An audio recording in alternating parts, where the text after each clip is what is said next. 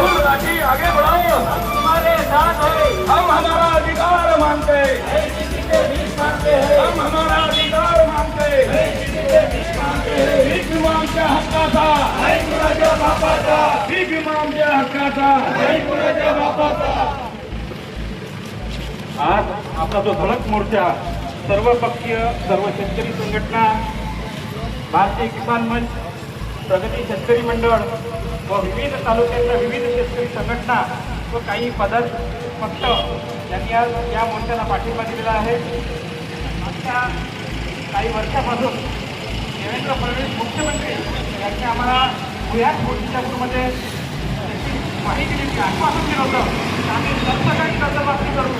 आणि मग यांच्या प्रचाराला जेव्हा ते आले होते त्यांनी शब्द काढले होते आणि तेच शब्द आज